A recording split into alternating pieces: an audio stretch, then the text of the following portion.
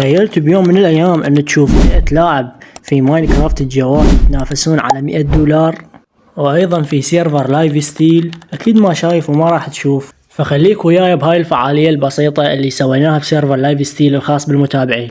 وإذا حاب تدخل للسيرفر فرابط الديسكورد بالوصف وبس. السلام عليكم شباب، اليوم عندنا فعالية ويا المتابعين مجتمعين كليتنا بفعالية، واللي راح يفوز شباب بهاي الفعالية راح يحصل $10 أو أي شغلة يختارها بالسيرفر.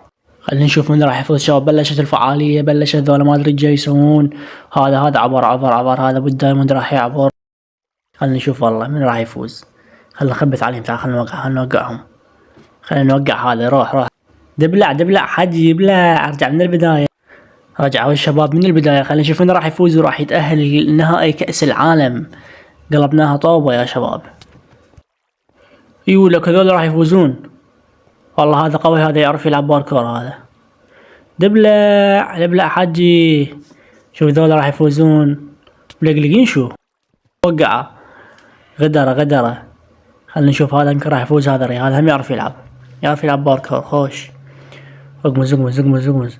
هاي الأخيرة صعبة، الأخيرة شوية صعبة، يحتاج لها. عبرها والله، عبرها.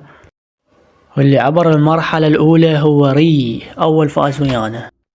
خلينا نشوف هذا اللاعب اللي كان هو من المفترض انه يفوز أول واحد، بس وقع بالمرحلة الأخيرة. خلينا نشوف راح يعبرها لو راح يقع نفس البداية. والله عبرها. كفو الفائز ويانا الثاني بالمرحلة الأولى. المتسابق الأخير، يلا مو مهم نفوزه ونرجع لكم. اجتمعوا كل المتسابقين بهاي المرحلة الأخيرة والنهائية، واللي راح يفوز بيها هو راح ياخذ الجائزة. والله الشباب عالقيها متكونين بيناتهم، ما أدري جاي يصير بيناتهم.